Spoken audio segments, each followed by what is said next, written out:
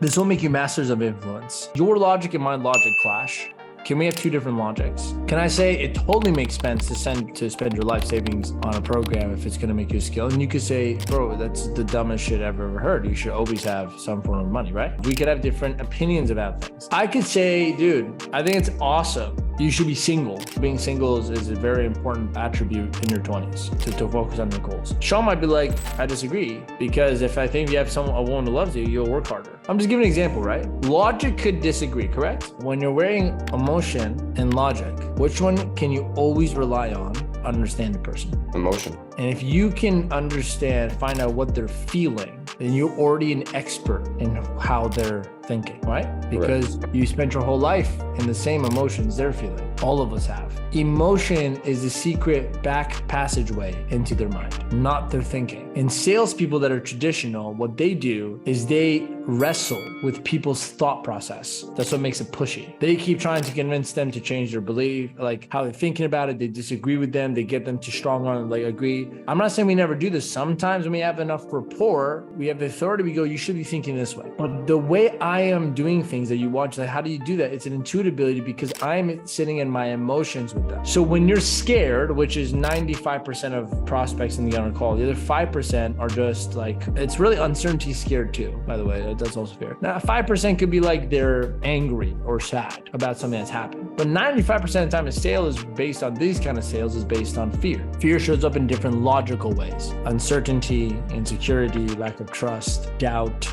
worry, I can't afford it, unwillingness to spend. Those are all fear. So you guys now can hopefully understand. You think I'm sitting here thinking, what's the objection? No, I go, they're afraid. See how much simpler my strategy becomes? I go, they're afraid. And then I ask myself, do I know what fear feels like? Yeah, of course I know what fear feels like. I've been there. I've known what fear feels like, so I know exactly what they're going to. And it's so easy for me to go, all right, if I was feeling afraid and saying these things that I'm hearing them say, what do I mean? So I have the invisible part taken care of. They're giving me the visible part. They give me the external, I have the internal part. I put it together. I go, this is probably a 90% accuracy to what's going on inside them right now. I know the feeling of fear, and then I take what they're telling me on the call and I combine the two, and I go, an afraid person who goes, I can't, this is too expensive. See, it's actually the emotion that's giving me the insight. Oh, they're afraid and it's not expensive. That's what makes me come up with the idea of asking, have you ever spent this much before? It's not because logic I go, oh, that means that they've never spent this, because that's not true. What if they have spent this much, but they think it's expensive?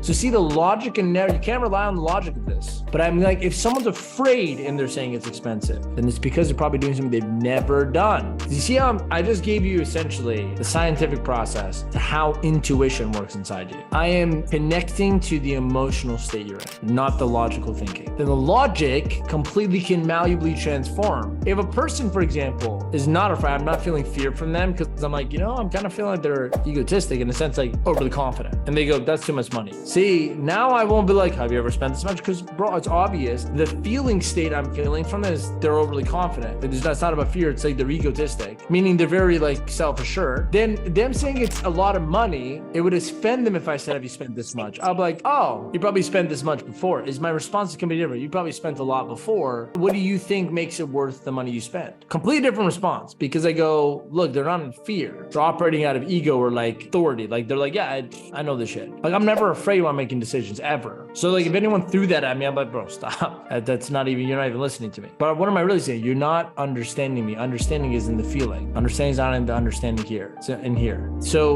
it's that's the intuitive. That's how you become the script, is you connect to the person's emotions, because we all feel the same emotions. We could have 10 different people with completely different belief systems and logical thinking and words and languages and backgrounds. But if all of us are sad, we're all fucking feeling sad. You understand? It's sadness. There's no argument about what sadness is. We're all feeling sad. We're all feeling afraid. So I know what you're feeling. And that becomes the 80% of the bedrock of where I'm working out of from my intuition. I go, they're afraid, or they're upset because someone else screwed them, or they're angry. And I go, okay, they're angry about their situation. They're angry that this costs money, but they don't like their job. They're angry. They're not afraid. I go, let's use the anger. So then they go, this is gonna be hard. I don't feel the sad or afraid. And I go, oh, yeah, but isn't it already hard? I mean, I can't imagine you enjoy doing all the work. I mean, you've been and complaining about your job for the last 30 minutes because they're angry. I'm from the place of the emotion of anger. I'm like, oh, this is where they're at. So I'm like, I know what they feel like because I'm like, if I was angry, and this is all I do for a split second, if I was angry in their shoes, what would I be thinking? And what would I need to hear for me to change direction? So it is a mirror. I'm not speaking to a person. They're not speaking to me. We are each other. That's why it's mirror selling. You are the prospect, Sean. That's why it's called mirror selling. You're not two different people. You're one. And they put it to you this way. Every person you talk to is just another person, another version of you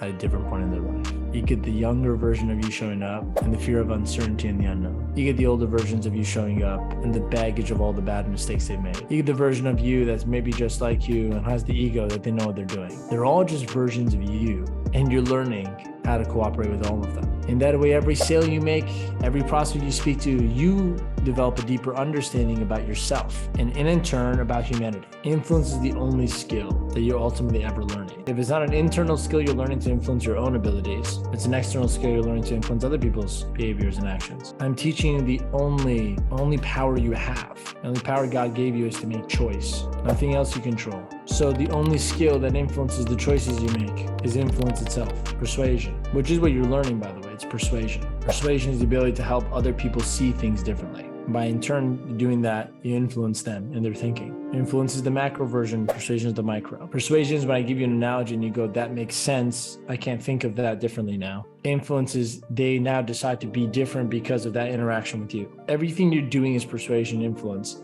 What I'm teaching you is not how to manipulate, but rather how to become unmanipulated. You're already in a trance and hypnotized from all the nonsense you've been through in life. All I'm doing is moving your head and pointing your eyes towards the control panel so you can change it by showing you how it works in the mind. And in turn, you can help other people see that as well. So I'm saying I'm untouchable because I don't care if you buy. I'm not optimized for you to do what I want. I'm optimized for you to do what you think is best for you. I'm obviously going to influence what I think is best for you, but that's my choice. That's our choice as humans. We can impress upon other people what we think might be best for them. We can't force them. Influence and persuasion. Without this, you will be influenced and persuaded. What you're learning here makes you a better man, makes you a better son, better husband, better boyfriend, better father, better brother. If you just clearly understand, I'm not giving you the tools of persuasion to go and change people. I'm not doing that. I'm giving it so you can understand those people. So when you understand how the mind can be persuaded, you can now understand how people have been manipulated. When you come to me and say, how do I know this is going to work? I'm not sitting there thinking, how can I persuade them to see it's going to work? First thing I notice is you've already been persuaded. That's not possible. You've already been manipulated from your past failures, your perception of those failures, the last person you dealt with. You already hypnotized in limitation. My job with these persuasion abilities is now to open your mind back up to possibilities. We're serving people by learning this stuff. It's healing.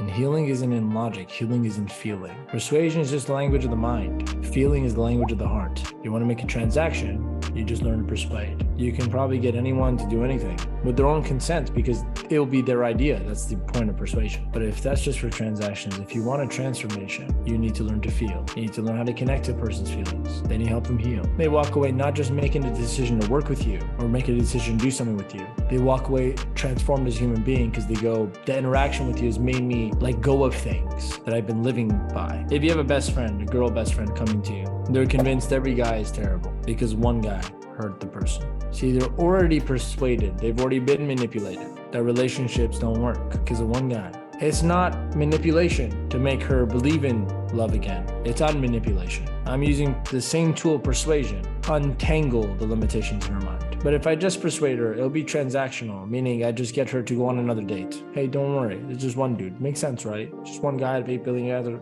Persuasion. This is how just traditional selling is. It's a very important thing to know. What you're learning here is not just persuasion. If you just learn persuasion, you'd just be learning sales. Advanced sales, I may add, like psychological sales. What makes it mirror selling, what makes it the thing that I'm trying to build, is that you add the element of spirit to it, which is feeling. So transactional, I could get her to go on another date to help her start moving progressively towards a better life so she can let go of the baggage, the fear. Transformationally, I can help her see why that guy was exactly what she needed to develop the character to a stepping stone to the guy she's going to be in love with. Because I know what it feels like to be hurt. We all do. So I can automatically come up with any story in my mind from my past where I've been hurt, so I can teach her to think of it differently, connecting with her. I can connect to the emotional state of what it feels like to be hurt, sad, like a child with their parents. It has nothing to do with persuasion or logic. It has to do with being human. And as I connect with her, I allow her to feel with me. And because I'm letting her feel, she heals. Hey, it's okay to be upset. It's okay to be sad. It's not the first time you've been hurt. It's okay. He's probably also hurt too. You're only hurt because you're thinking this was a bad thing. You're only hurt because you're attached. And you step back and see why it's a good thing. You learn this experience. You know what you don't want. Isn't that beautiful? None of this is logical what I'm doing. It's just emotional intelligence. And she goes, you know what? You're right. This is a good stepping stone. One person walks away transformatively, not just going on a date, but viewing life differently. It's okay if people don't buy our stuff. It's not okay if they continue to